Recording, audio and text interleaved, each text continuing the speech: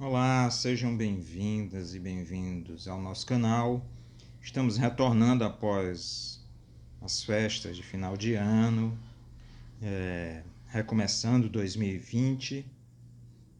Seremos mais intensos na programação do canal.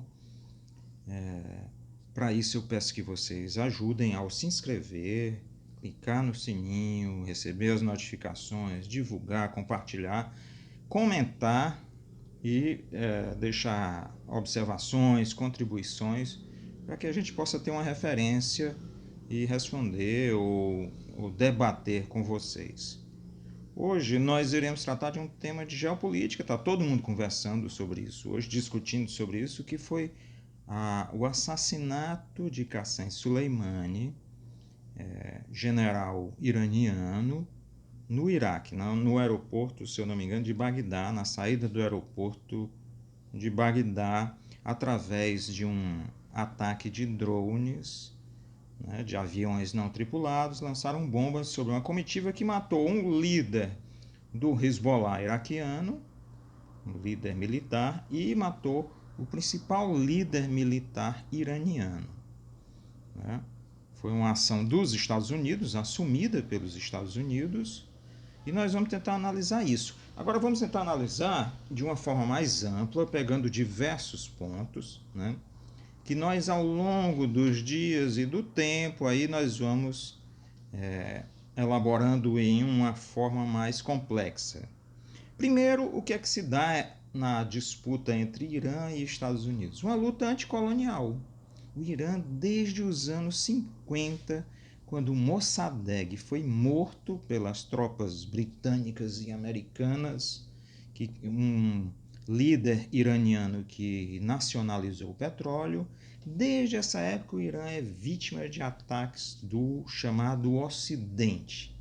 Ao longo da Revolução Iraniana, nos anos 80, a luta anticolonial sofreu um ataque midiático dizendo que o Irã era essencialmente um Estado terrorista e que a luta era antiterrorista. Quer dizer, é uma iniciativa dos países imperiais em transformar a luta desses países contra as antigas colônias com uma certa moralidade que justificaria suas ações.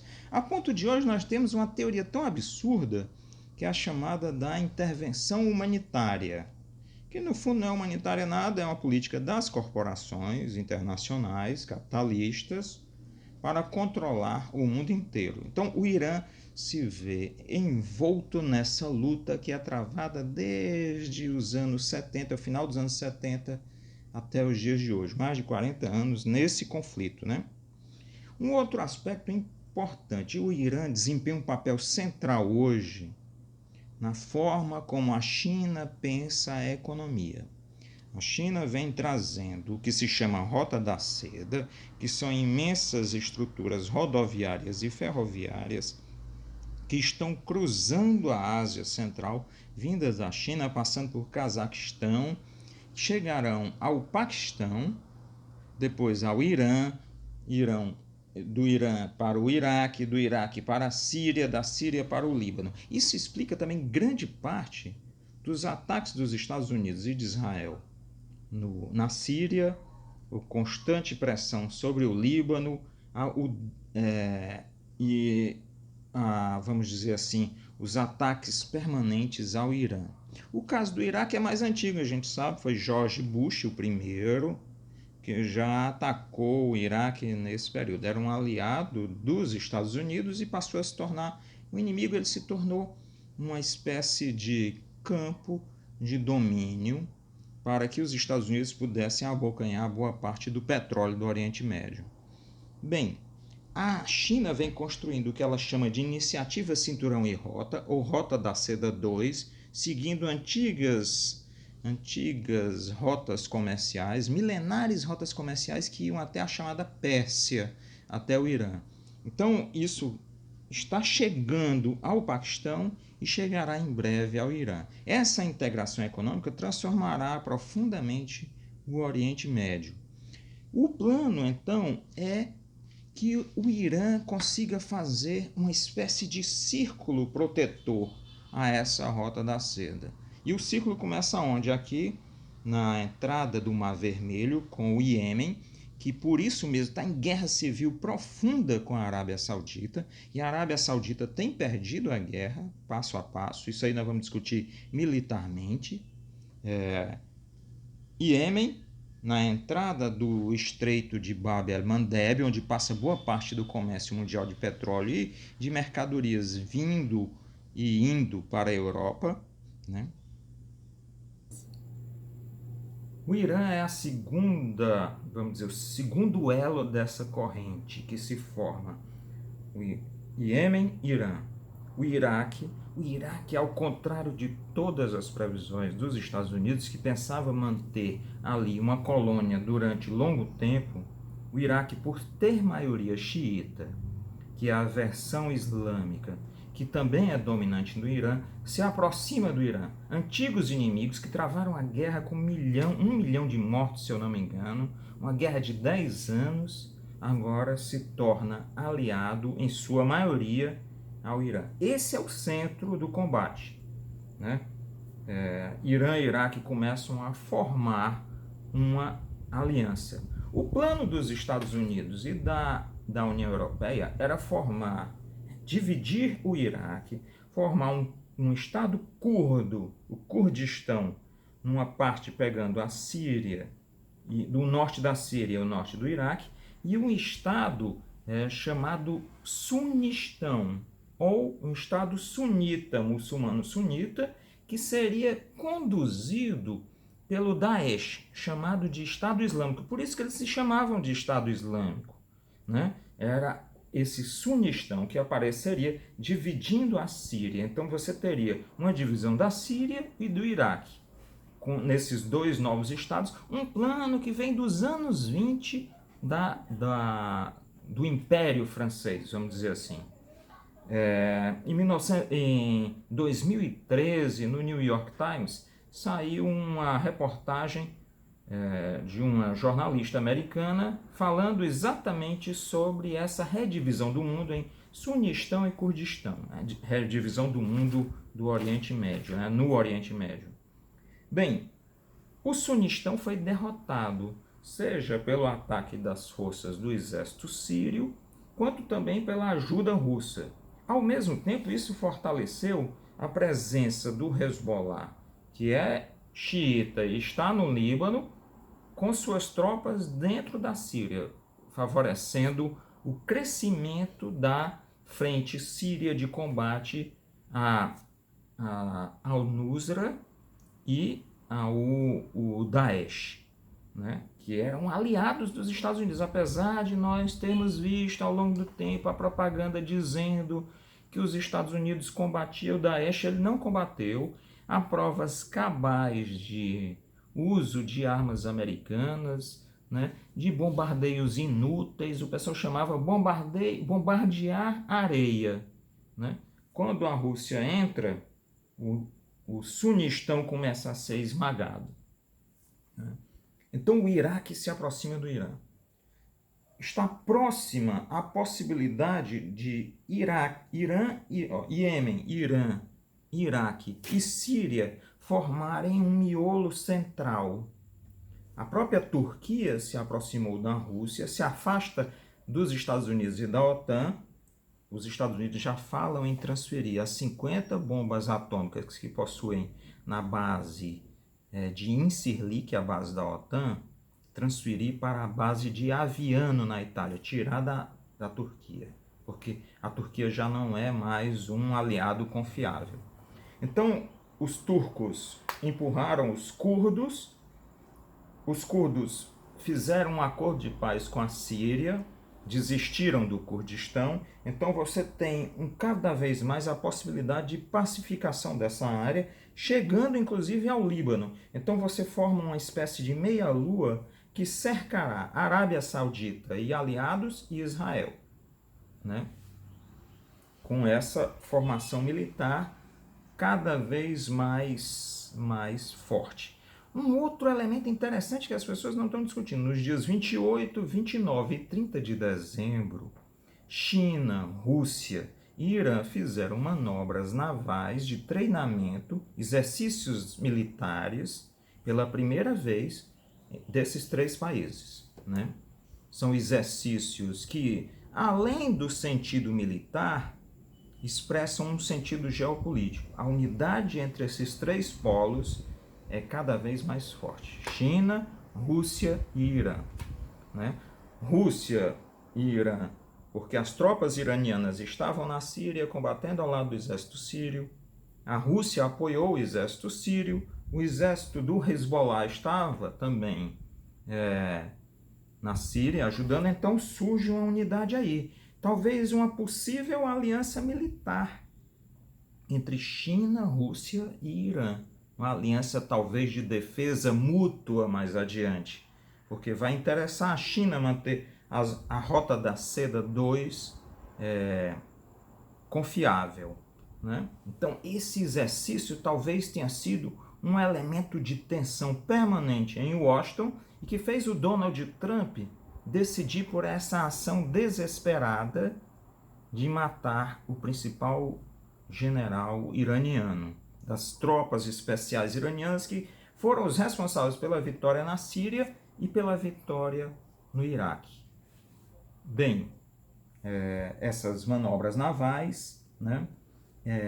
Qual é a tática que os Estados Unidos adotou então?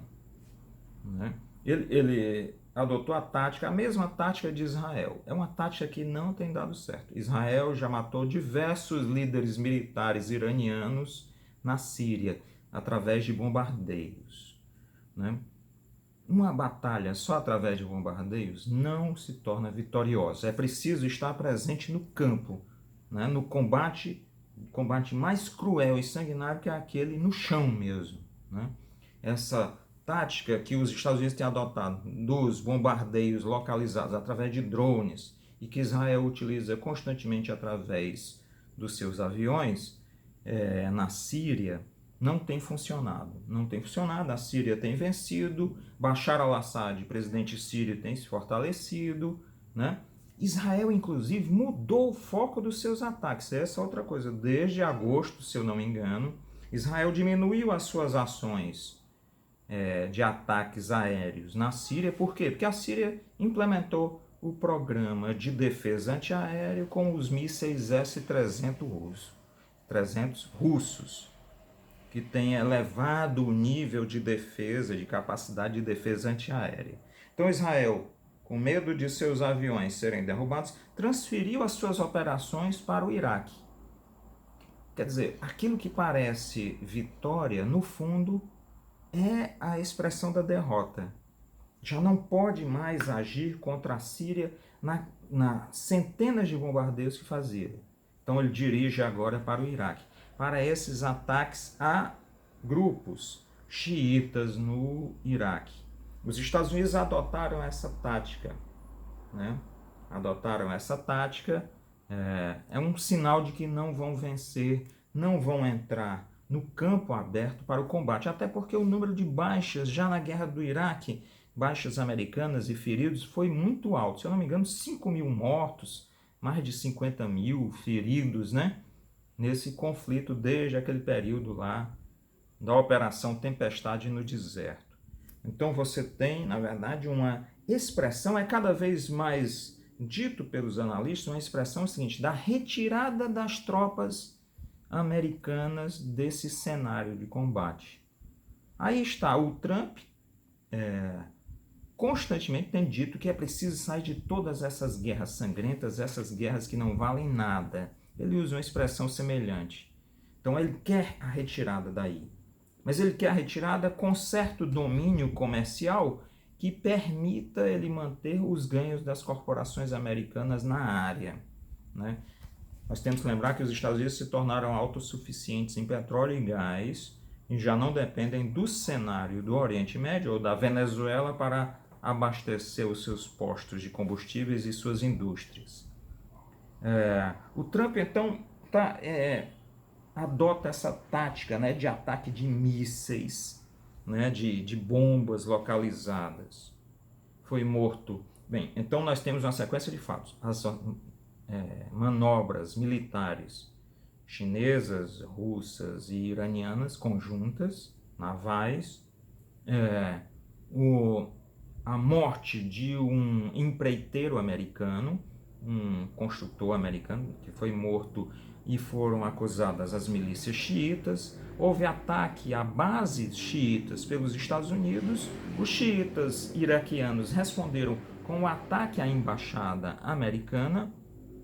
Eu acho que talvez, aí eu vou fazer uma ilação, na cabeça dos xiitas iraquianos era uma reprodução mais ou menos da invasão da embaixada no final dos anos 70, 79, 78, 79, se eu não me engano, a embaixada americana em Teherã, onde houve uma série de reféns que foram feitos, né, esses reféns, e que terminou numa situação muito esquisita, né?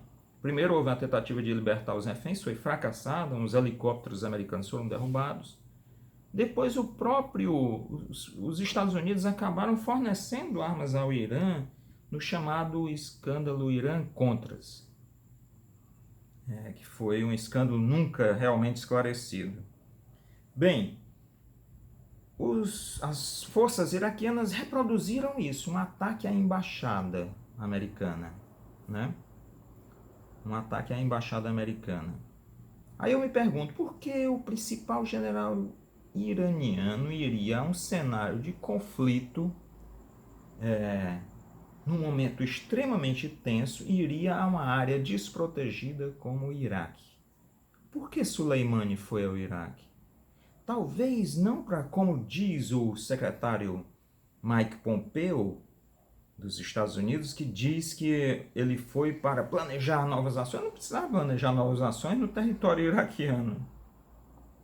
Talvez ele tenha ido para tentar organizar para que isso não é interesse do Irã entrar em conflito com os Estados Unidos. Então ele talvez tenha ido para acalmar os ânimos e acabou caindo numa armadilha, né? Caindo numa armadilha. Há informações de que o serviço secreto israelense, o Mossad, informou a posição dele e os Estados Unidos assumiram a direção do ataque, né? Então, isso é emblemático. Não foi um ataque no território iraniano, foi um ataque no território iraquiano, né? Mas Soleimani não teria ido ao Iraque para novas ações ofensivas. Ele não precisaria disso, né? Então, ao Irã não interessa, vamos dizer, um estouro do conflito com os Estados Unidos de forma ainda mais intensa, né? Isso nos coloca a refletir sobre as possíveis respostas iranianas. E é isso que o mundo se pergunta hoje. Qual será a resposta iraniana? Mas isso nós analisaremos, essas possíveis respostas, em um próximo vídeo.